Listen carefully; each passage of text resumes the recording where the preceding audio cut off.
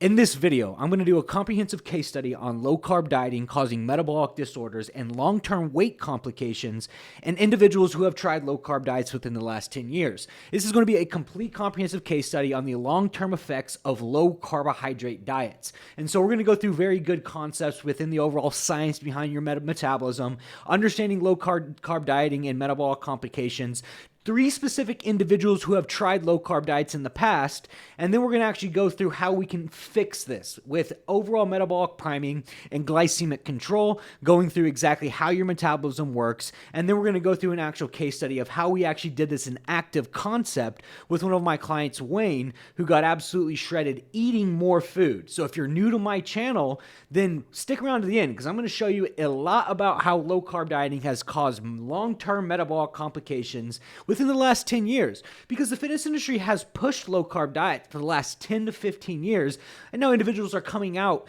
all over with metabolic complications, insulin resistance, unable to control glycemic index, and understanding that they're kind of just stuck and plateaued, right? But a lot of people don't know this. A lot of people are stuck without the actual clarity of why they're stuck. And this is the whole purpose of this comprehensive case study, is to unleash and unearth the complications within low-carb diets.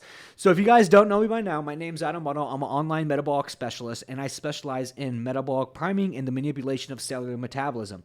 I've worked with almost 400 men online in 7 different countries, getting them to elite-level body compositions, eating more food.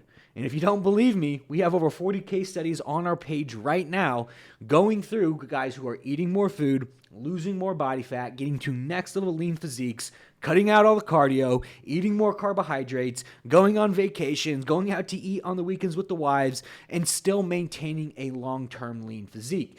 This is the new way men are now losing body fat, just because the fitness industry just has pushed all this stuff for the last 10 years, and now we need to fix it. And this is exactly how we're going to do it. So anyways, the studies behind low-carb diets are very numerous, and it even goes into concept of how numerous studies have been shown that low-carb diets are unlikely to produce long-term significant weight loss and may lead to serious health complications.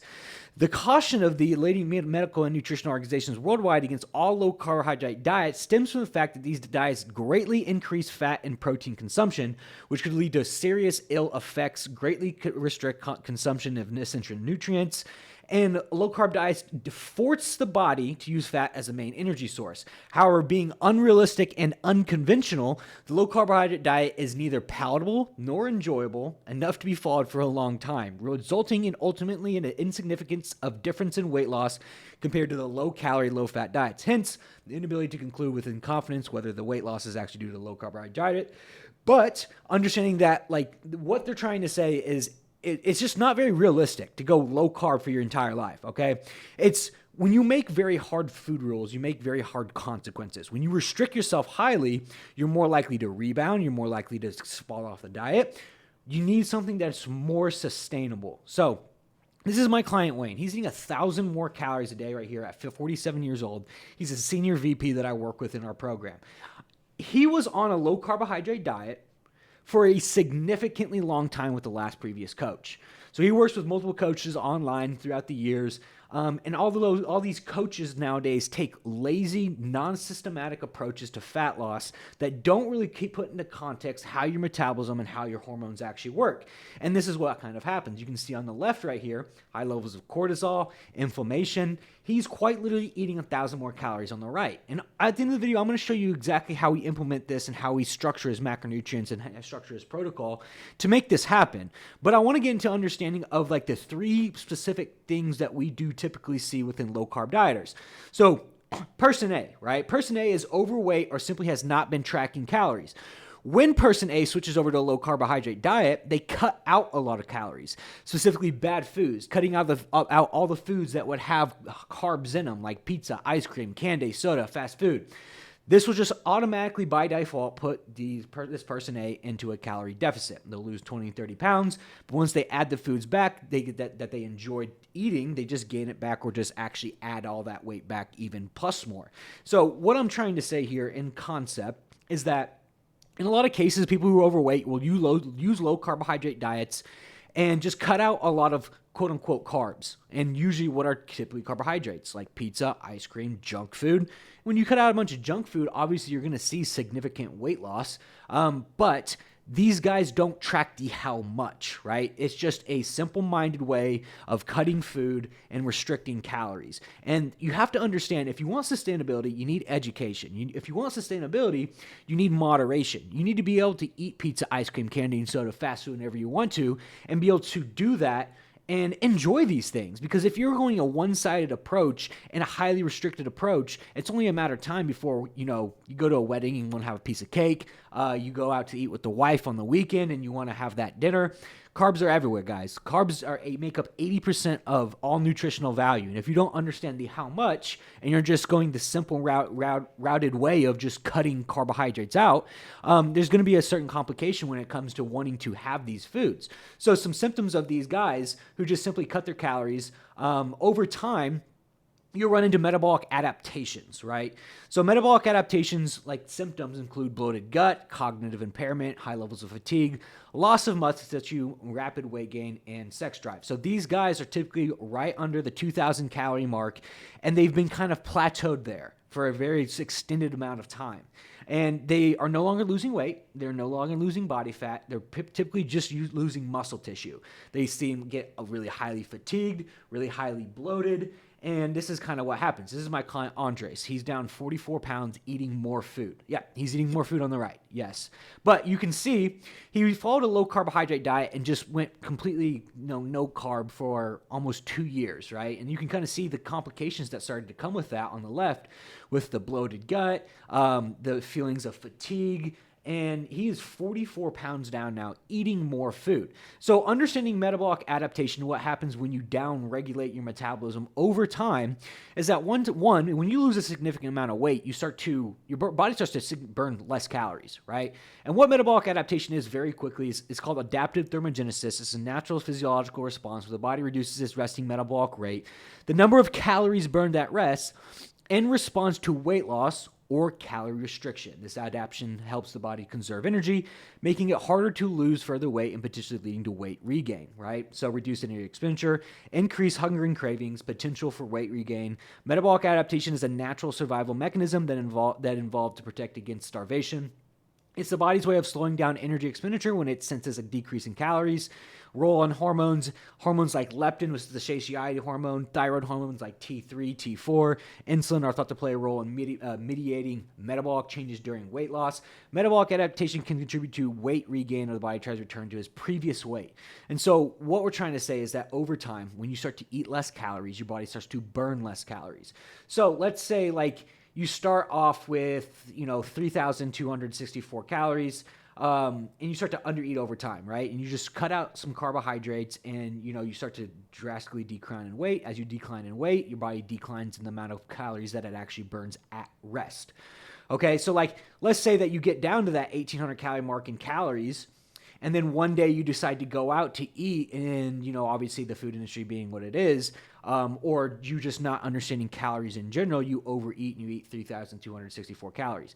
Notice how much of an increase in calories that is, and that leads to significant weight regain because your body's no longer used to burning that much amount of food, which is why most people, and you can usually tell the guys who have tried very low carbohydrate, calorie restrictive diets for a while and have downregulated their metabolism, is you see the gut inflammation, and even actually more weight regain than they first lost it in the past.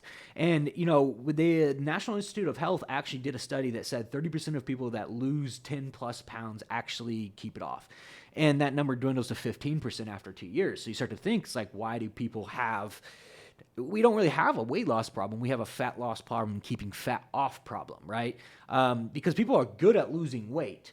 Losing weight's actually pretty simple. Keeping it off is the hard part, because when you understand metabolic adaptation, you can run into a lot of complications. So a small percentage of people sustain keto long term. Health and wellness articles say that most people find it unsustainable due to its restrictive nature, difficulty maintaining it long term. Many health professionals don't recommend it long term due to potential health risk and likelihood of weight regain after stopping the diet.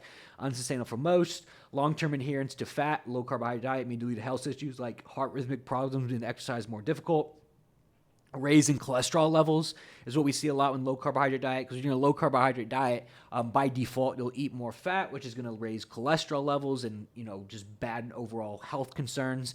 And then resources say most people tend to regain weight after stopping the diet, often exceeding their initial starting weight.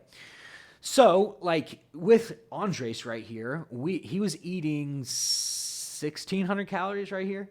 He's eating almost 3,000 right here. So yes, he's eating more food, but I want you guys to hear from him yourself so you believe me. Coworkers, they're like, "Damn, what are you doing?"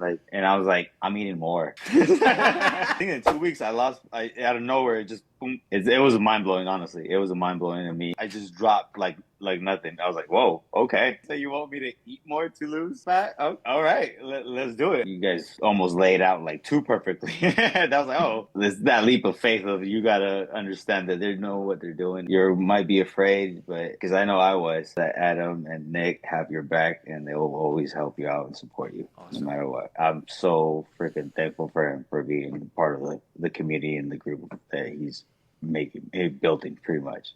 So, yeah, basically he's down 46 pounds eating more food because we manipulated his metabolism, right? We manipulated the way his body burns calories, but we also fixed a lot of what's going wrong. Because, like, when you're trying to lose fat, the first thing you gotta do is you gotta fix what's going wrong, right? And what I mean by that is you have to allocate cellular activity to the correct places, right? So it's like if your body is allocating all its cellular activity to fight inflammation, to fight yourself against fat loss, then we're not allocating cellular activity for the actual mobilization and oxidization of body fat, right? And so when you put in the concept of understanding how the body burns calories is that you can manipulate it to eat more food. So anyways, moving into person 2 that we typically see is person B is typically a healthy individual who tracks calories and uses low-carb diets to go into a calorie deficit.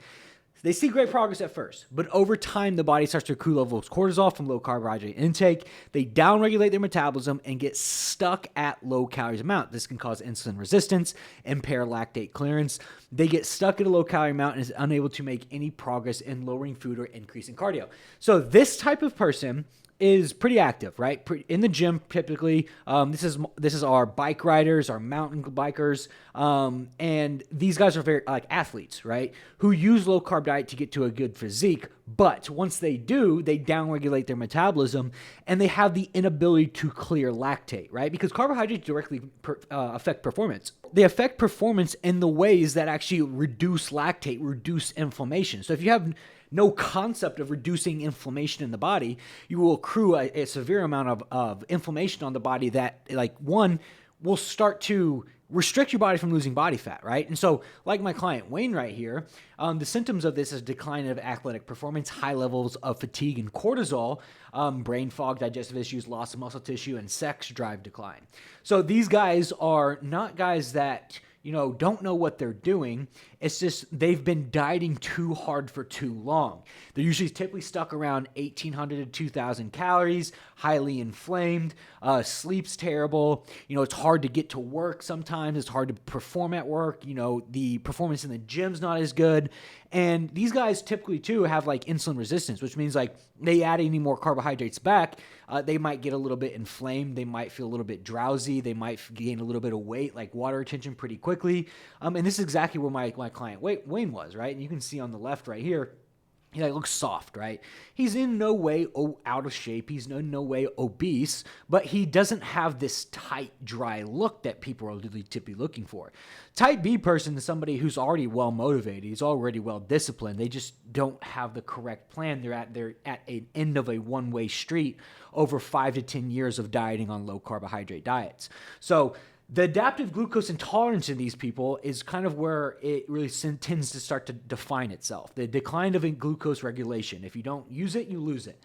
So adaptive glucose intolerance refers to the body's temporary difficulty in processing glucose, often seen during or after dietary changes like transitioning from a low carbohydrate to a high carbohydrate diet.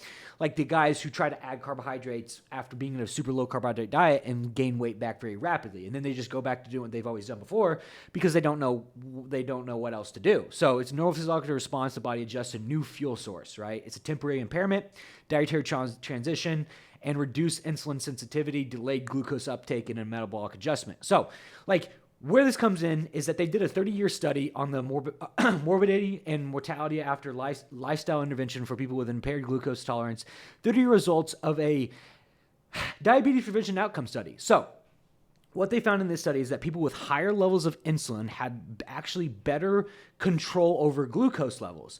And this is because, one, insulin is a transportation hormone. A lot of people think that insulin's bad, but insulin's not bad. Higher levels of insulin allow your body to put carbohydrates and glucose in the correct places. All of the health complication in today's society comes from an impairment of glucose regulation, right? And so if we put this into a study, this is what glucose should do and what insulin should do. Insulin should catch right here, and glucose should enter the cells to actually supply the body for energy in the ATP process. When you don't eat carbohydrates, when you go low carbohydrates, your body switches to the inability to actually process that glucose, which leads to glucose intolerance. So, in the absence of insulin-producing beta cells to be able to control glucose levels, people live with high levels of variable glucose levels. More insulin allows for better glycemic control and less complications when it comes to type 2 and cardiovascular health and insulin resistance. So they've even done studies on low carbohydrate intake correlating with trends of insulin resistance and metabolic acidosis in healthy, lean individuals. Why I put an emphasis around that is like, yes, if you're morbidly obese and you've got like weight complications, you're just a person type A who probably needs to just eat less calories, improve a lot of those health markers.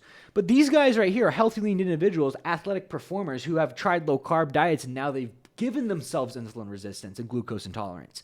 And so insulin is crucial because it acts as a key to allow glucose from your blood to enter your body's cells, providing with an energy. So insulin's importance is it produced by the pancreas to help glucose from food enter the cells to be used as energy. It's crucial for maintaining healthy blood sugar levels and preventing complications of diabetes. For individuals with type 1 diabetes, insulin is necessary because their bodies no longer produce it. So, like we talk about, if you don't use it, you lose it. So, when you go into a low carbohydrate diet for like these people, you give yourself a decline of glucose regulation. And when you have a decline of glucose regulation, you have a decline in athletic performance because carbohydrates are great for athletic performance. And so, like, when you put this in the concept, like, yes, and Wayne here is eating 1,000 more calories a day. And I'm going to pull it up real quick so you guys can hear from him yourself. But we're going to actually show you at the end of this video exactly the calories macronutrients we gave Wayne. Literally within the first 2 weeks, I saw changes holistically. Went through my first week to 2 weeks and you all added calories. I was like, what? And then I lost again. I can get used to this, right? Seeing the results and having the calories added, this sounds crazy, right? By week 2, I couldn't believe the results I was seeing. And then to have carbs and calories added on top of it and then see the results week after week, this is crazy. And I mean, again, the pictures speak for themselves, right? And like, yeah, you didn't get the nickname the specimen for any reason. You look damn good too, man. You look damn good. I don't even know if it's appropriate to name my first. I think I was called disgusting initially. I was disgusting initially, right? Yeah, someone's like, Wayne, you look disgusting. And he was like, what does that mean? And a lot of what I've achieved is all your fault, man. So thank you. It's my fault that you look disgusting. That's right. Don't forget it. But anyways, as you can see, yes, he's eating more food, but he also has better glucose regulation and he has better athletic performance. He lifts more weight. He feels better. So the last person is person C. And so person C is a typical individual who is a healthy individual who uses low-carb diets but never makes significant and sustainable fat loss progress due to lack of sustainable muscle tissue. Person C has been on numerous fat loss diets using low-carb but never gets to that like next level lean body fat percentage due to lack of muscle tissue, right? An increase in muscle tissue for this person C can increase metabolic rate, decrease adipose tissue, and build sustainable muscle tissue. So where next level physique comes from, guys, is having the correct amount of body fat and muscle tissue, right? Because if you have more muscle tissue, you're able to look and appear leaner. And when you start to decline within carbohydrates over time, you start to decline in muscle tissue. So person C is somebody who's got it like 80% figured out. They know how to lift, they know how to diet, they know how to track calories, but they use low-carb diets, and in these low-carb dieting stages, they lose a bunch of muscle tissue, which puts them into a metabolic adaptated state, which over time, they accrue even more body fat on top of what they've actually lost. So symptoms of person number C is the cognitive decline and depression, struggle with yo-yo dieting, fatigue, bloating, sleep issues, and stress and cortisol. So for instance, like my client Seth right here, he's been on like 5 or 6 cuts, he had said before he came to me. And every time he would get to like almost a really good physique, and then he would just gain the weight back once he went back to doing what he was doing. And that was because he never built the sustainable muscle tissue long term to actually sustain it, right? And you can kind of see on the left is that like when you don't have the muscle tissue, and this is where the quote unquote skinny fat comes from, it almost looks like that you have more fat on top of you because you don't have the muscle tissue that it protrudes. So let's put in a concept like bodybuilders and why they have abs in their off season. Well, it's because they have the muscle tissue that protrudes. So person type C is someone who's just been yo-yo dieting for an extreme amount of time. And, you know, they go low carb for a couple weeks, gain it back, go low carb, gain it back, and they never make significant progress. These guys aren't necessarily stuck on low calories. It's that they just can't get to that next level of lean physique. And this is Seth, right? Seth's now 48 pounds down, absolutely shredded. And he's gotten to a next level lean physique, and he's actually been able to sustain this time. And so where this comes into concept is carbohydrates build muscle indirectly by providing energy for intense workouts, promoting the storage of glycogen, stimulating insulin release to transport nutrients into muscle cells. They are a crucial part of the muscle building process. Protein sparring, anabolic environments, right? And so as well as insulin's role, carbohydrates intake stimulates the release of insulin. Insulin is an anabolic hormone that helps shuttle nutrients like amino acids to the cells, which is crucial for muscle building and repair. So while protein is the building block of muscle, carbohydrates are essential fuel that powers the process and helps ensure that the protein is used for growth rather than energy. So person number C just needs to grow more muscle tissue. And so yes, he's actually eating more food here as well. And as always, I'm gonna let you guys hear from him yourself. 58 pounds and got absolutely shredded. I've dropped 25 pounds and I'm eating almost 1,500 more calories. I was like, I'm eating 3,700 calories right now and I'm still losing weight. Like I turn heads now. Like when I go places, like I will catch like random girls staring at me, guys will stare at me, like people will look at you, you know, they'll see from like just from the veins on my arms. They're like, oh yeah, well, I can tell you're lean under there. Like you're hiding it, but you're lean. You know, it definitely does help the confidence to be lean, guys. I've literally talked to a guy in the gym and he's like, I tried an online coach and he gave me a bunch of meals that I didn't like, so I stopped doing it.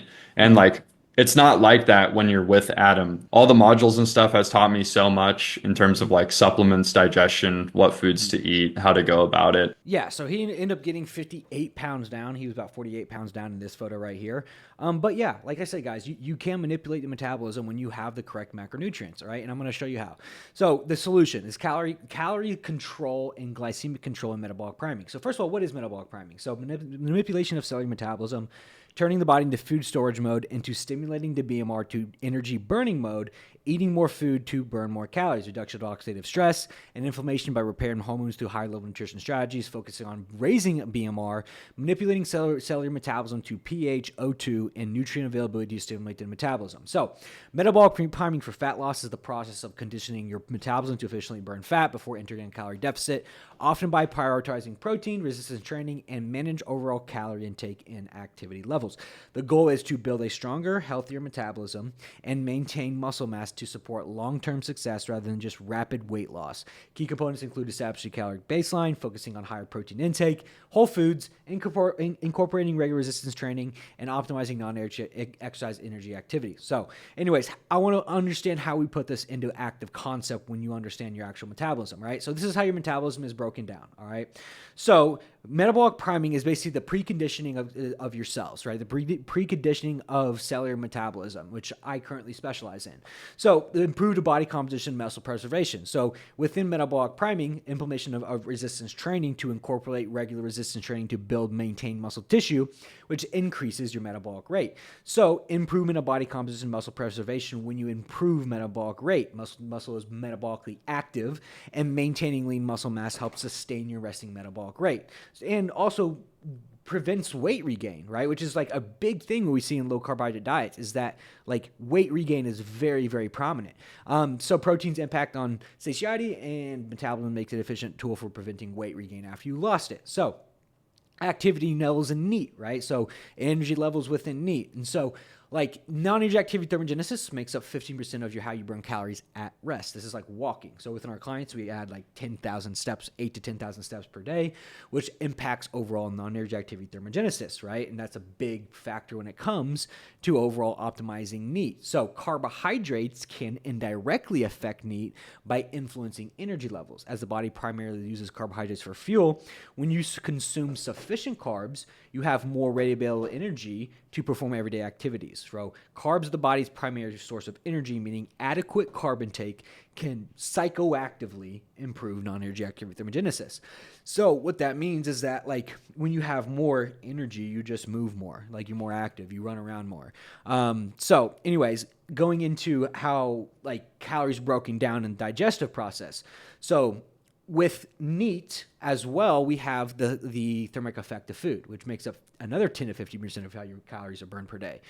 So protein has a 35% thermic effect, carbs have a 10, and fat has a 3. So we utilize in our program a higher carb, lower fat diet. Why that is lower fat diets is going to improve overall cholesterol levels, but also improve LDL and HDL cholesterol. So like human growth hormone. But metabolic functions, high fat diets can lead to metabolic dysfunctions affecting enzymes involved in sugar, lipid, and protein metabolism, and can increase insulin resistance. This is why we keep the fats low within our program. And then the thermic effect of food, right? It gives you a metabolic boost. This increase in thermic effect means your body burns more calories for several hours after eating, which can help weight management for fat loss. And stick with me here because I'm going to show you how we did this with actually weighing. But we get into your overall basal metabolic rate, right? And so like this is where we mostly focus. So yes, within our program, we focus on NEAT, we improve NEAT, we put strategies in place, and the macronutrients are going to be most important for increasing thermic effect of food. But the carbohydrates, when it does correlate to basal metabolic rate, plays such a significant impact, and nobody understands because metabolic slowdown with low-carb diets is very prominent in today's society. Severely restricting carbohydrates can lead to a decrease in resting metabolic rate. Getting enough carbs, though, can help increase T3, which is thyroid hormone. So high carbohydrate diets are associated with higher T3 levels, while low carbohydrates associated with lower T3 levels. So we conclude in this abstract that dietary carbohydrates is an important regulatory factor in the T3 production in men. So we understand when you put all this together how to influence 90% of your metabolism. So when we come into the concept of how this all works is that we can fix everything that's currently going on within one of our clients' issues by understanding these three main layers of your metabolism. Where most guys go wrong is they'll focus on this, planned exercise, working on cardio. This only burns 5 to 10% of how you burn calories per day. That's the reason why you're stuck at such a low-calorie diet and you're kind of pushing against an inflammation wall and you're no longer making any progress.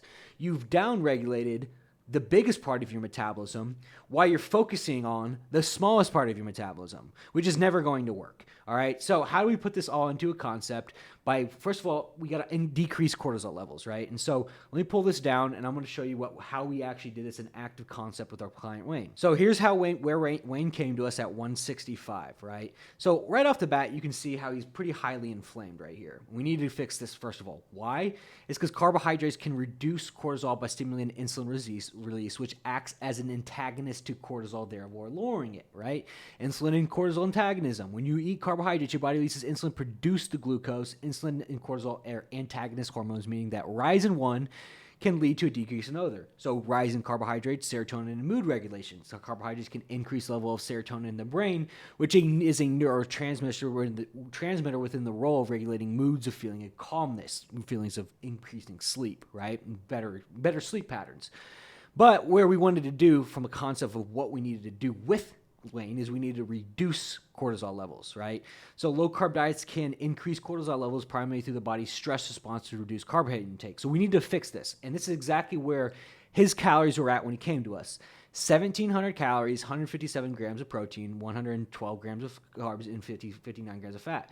So fat was fine. Like, honestly, fat's fine for us. What we needed to increase this, and we needed to increase this, all right? So, like, how we did this, and I'm going to show you what his starting macronutrients were here in a second, but this is why we wanted to increase this, because as he's downregulated his metabolism over time, we can reverse engineer this to actually raise this up over time. So we can start right here where he's at 1,700 calories, and we can give him just a little bit more food, right? And then we can see how his body reacts. Give him a little bit more food, see how his body reacts. And our purpose is we can actually increase how many calories your body burns at rest, which gives you better body composition, lower levels of cortisol, but a tighter, leaner, drier physique. And so how this kind of looks like in active concept is that, he's at pretty low amounts of calories, okay? BMR shot, and you can just tell his BMR shot just by the way he's looking right here, just like kind of flat and watery. But what we need to do actually is start raising these because, okay, let's put in the concept. Let's say that you're sitting there right now and you're at 2,000 calories. You want to go into a fat loss phase. You want to lose body fat, and you got to go into a calorie deficit. So you go to 1,800 calories because that's the only way that you can calorie deficit because you're eating such low amounts of calories. You've now downregulated BMR right here, and so you have no choice to create a calorie deficit by going down. Well, the thing is, guys, you can create a calorie deficit still by eating more food, by stimulating the BMR to burn more calories for you rather than reducing the amount of calories that you eat. So if you were to go down in calories, nothing would happen because you're kind of fighting against an inflammation wall. So what we have to do is repair a lot of hormones. You have to repair a lot of neurotransmitters. You got to repair a lot of the glucose uptake so that your body can burn more calories at rest, right? So where we fix this, first of all, is that when we take his current calorie intake, let me pull this up here. We can put this side by side. What we had to do, first of all, is we needed to improve the thermic effect of food. So the biggest moving factor for Wayne right off the bat was the improvement of overall protein intake. 35% thermic effect means that, we can burn 35%, we can burn more calories at rest by just eating more food with the protein intake. And so that's what we did. We put 150, we went from protein at 157 and we put it at 200. And then we put carbs at 150. So right off the bat, we started him right off at about 1,900 calories. So I want you to see what happens within just the first week when we just implement more protein and more carbohydrates and keep fat exactly the same. Already, upper abs starting to lean out a little bit. And what we do next week is we actually raise the carbs. Next week, raise the carbs. Next week, raise the carbs. And this is exactly what we did each and every single week. Now, did we do it every single week? No. We gave it to his body as it needed it. And that's the biggest caveat behind metabolic priming is it's very specialized and particular to each individual. Not everybody comes to us and, one sees 25 grams of carbohydrates each and every single week. Sometimes we have to wait 2 weeks. Sometimes we have to wait 3 weeks. It's an individualized process. We make it easier for our clients because we have them check in with their data and their photos, and we can tell them when to increase carbohydrates, and we tell them how much carbohydrates to increase. But anyways, he got all the way up to 2,800 calories, and this is what he looked like at 2,800 calories. Ab veins. This is 1,000 more calories, guys, by just implementing the correct macronutrients that associates with his BMR, his non-energetic activity thermogenesis, the thermic effect of food, influencing 90% of your metabolism. And this is how great progress is made and how a lean, strong physique is sustained. So metabolic priming is a predictable mechanism of metabolism manipulation that we have absolutely perfected and made it as easy to follow as a GPS, because when you understand how the metabolism works, understand what data points to pull, what carbohydrates, protein intake, and fat to actually put within a specific client, you can manipulate in the metabolism in ways you'll never even fathom. Like adding more carbohydrates. Like all of our clients are eating more food and losing weight. We have clients down almost 100 pounds right now, eating more food than when they started.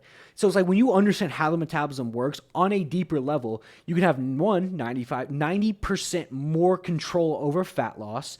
2, you can have predictable fat loss because you're following an actual system and not just some random, macronutrients. And it's very customized, right? Because each and every single one of our clients come to us with different macronutrients. They have different jobs, they're different ages, they're different weights, they're different goals. And it's very specialized, right? Because you'll never make progress following like this type of progress, following like a one-sided basic approach, because the approaches that are made for the majority are you're going to get majority results. But like the customization within the macronutrients and metabolic priming and metabolic flexibility with understanding manipulating your metabolism is the most important, right? And, I try to give all the information on this channel for you guys to make the most amount of progress. But the caveat behind it is like everything's so individualized, and we never see the same program come to us twice. We never seen the same progress come to us twice. Each and every single client gets a customized individual plan. The purpose of this channel is to show you guys like the ins and outs of the science, and so that you can understand how to start piecing it together yourself. And there's almost 1,000 videos on this channel right now. There's over 40 client testimonials on this channel right now. And I implore you guys to like look into it and try to like really understand this at a higher level and start to piece it together, because once you piece it together, it becomes very predictable. It becomes easy as hell to do, but it becomes sustainable. Like you can go out to eat when you want, you can go on vacations when you want, and you can sustain a lean, long-term physique. And that's the whole goal with everybody wants, is they want a lean, strong physique long-term, but also understand their body at the level that allows them to have the flexibility and balanced lifestyle. And that's what we get to our clients. And so, like I said, I implore you guys to look through my videos and try to piece your type of program together for yourself.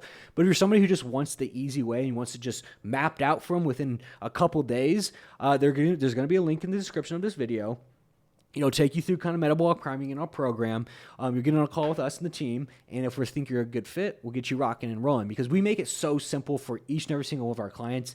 It's almost like it's a GPS. Like our clients just follow GPS. We tell them to turn right, they turn right, and that's what we give to our clients, right? So the information on this channel is completely free for all of you to utilize, and the whole goal is for you guys to make progress and get to a next level lean physique. But if you just want it laid out for you, and you want the whole piece of the cake, and you want the 90% that I actually give to my clients that obviously are in our program, that link will be below. Sign up for a time. Don't wait. And we'll get you rock and rolling. We work with a really damn good group of guys. And I'm happy to be a part of what we're building within this community. So like I said, like, comment, and subscribe. Hope to be seeing you soon. See you guys next time.